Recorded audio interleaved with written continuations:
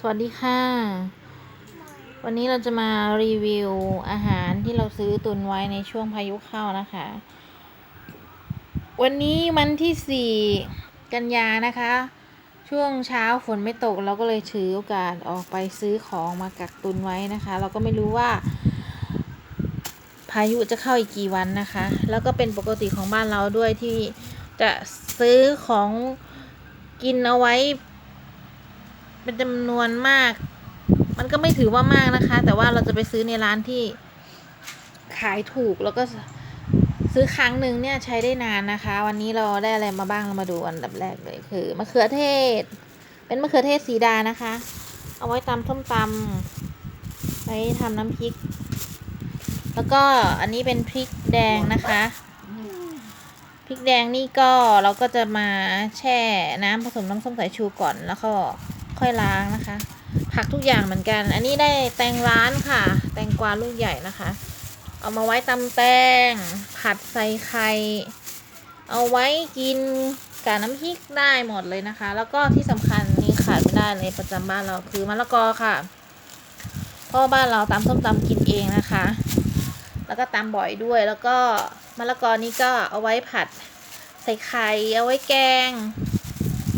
ใส่ปลาทูนึ่งนะคะได้ด้วยเป็นอาหารพื้นบ้านเดี๋ยวถ้าวันไหนได้ทำเราก็จะมาทำเป็นวิดีโอคลิปสูตรอาหารพื้นบ้านของเรานะคะ แล้วก็วันนี้ไปได้โครงไก่ลดราคาก็ไม่เยอะนะคะแต่ว่าลดเหลือ10 บาทเอาไว้มาต้มซุปหรือไม่ก็แกงใส่มะละกอก็ยังได้เลยค่ะแล้วก็นี่ค่ะเห็ดเข็มทองเหลือ12 บาทโบโลน่าของโลตัสนะคะเหลือ15 บาทก็ได้ประมาณนี้ก็โอเคนะคะแล้วก็อันนี้เป็นขนมปังโฮลวีตนะจ๊ะจากบิ๊กซีลดเหลือ10 บาทนะคะแล้วก็นี่เป็นผงปรุงรสแบบไม่มีชูรสนะคะผงปรุงรสเห็ดหอมเอาไว้มาผัดพวกนี้นะคะผัดผักใส่ไข่แล้วก็ได้กระหล่ำปีค่ะกระหล่ำปีถุงนี้30 บาทนะคะหัวใหญ่มากทั้งหมดนี่ประมาณเกือบ2 กิโลนะคะผักทุกอย่างตรงนี้4 อย่างตรงนี้คือถุงละ20นะคะมะเขือเทศ20พริก20พริกนี้ก็ได้เยอะมากนะคะ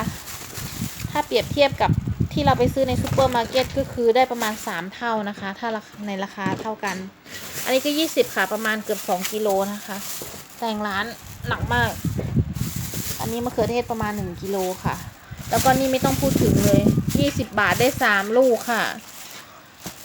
ตำกันไปเลยยาวๆทั้งตำทั้งแกงทั้งผัดใส่ไข่ประหยัดนะคะเมนูประหยัดค่ะบ้านเรากินข้าวเยอะหุงข้าวนึงวันหนึ่งแทบจะเป็นกิโลนะคะเราก็ต้องไปประหยัดอย่างอื่นใช่ไหมแล้วก็พวกนี้เราก็จะมาไว้ทำข้าวผัดทำผัดผักอันนี้ทำต้มซุปนะคะทั้งหมดนี้เดี๋ยวเรามานับดู10อันนี้22 4 6 8 80บวก30เป็น110 บาท120 130 142 157 167 บาทนะคะทั้งหมด167 บาทได้หมดนี้นะคะทำอาหารได้หลายวันเดี๋ยวของที่เรายังไม่ได้ซื้อมีอีกอย่างหนึ่งก็คือตอนนี้เรายังไม่ซื้อเนื้อสัตว์เยอะนะคะเพราะว่ามีแผนว่าจะล้างตู้เย็นเราอีกอย่างหนึ่งที่เราจะซื้อมาตุนไว้ก็คือไข่ไก่ค่ะแล้วก็ไม่แน่เราอาจจะซื้อข้าวสารอีกสักประมาณ5 กิโลเพราะว่าข้าวสารเราเนี่ยค่ะ5 กิโลหุงไป2 ครั้งเองลดลงเยอะเลยข้าวสารเราไม่น่าจะพอสำหรับเดือนนี้นะคะจริงๆกินข้าวกันเยอะมากเลยเดือนละ30 โลก็ไม่น่าจะพอโอเคค่ะหมดนี่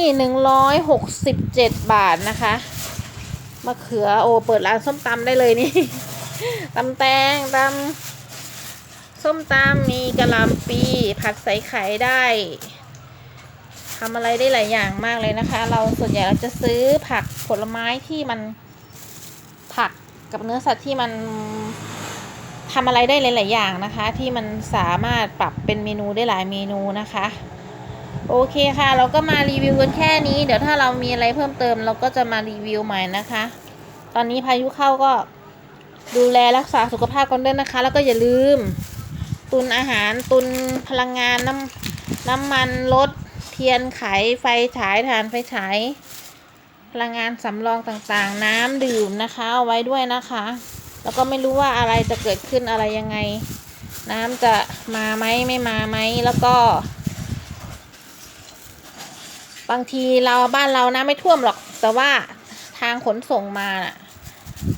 ทางที่เขาจะขนส่งมาถึงเราอ่ะที่จะมาจำหน่ายให้เราอ่ะมันน้ำท่วมนะคะวันนี้ที่เราไม่ได้ไข่มาก็เพราะว่าไข่ที่บ้านเรามันขาดตลาดนะคะเพราะว่าการขนส่งมันถูกตัดขาดในช่วงถนนที่น้ำท่วมนะคะฉะนั้นถึงบ้านเราจะน้ำไม่ท่วมก็ไม่ได้แปลว่าเราจะไ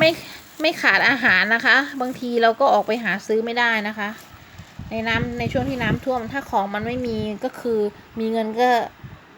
หาซื้อไม่ได้นะคะต้องซื้อของแพงๆที่ไม่สดแล้วก็ไม่ได้คุณภาพนะคะเราซื้อของมาทำอาหารกินเองดีกว่านะคะโอเคค่ะ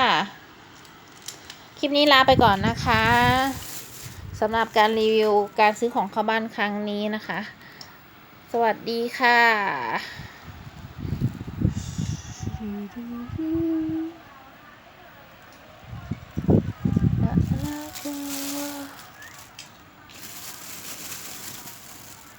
ที่สวยงาม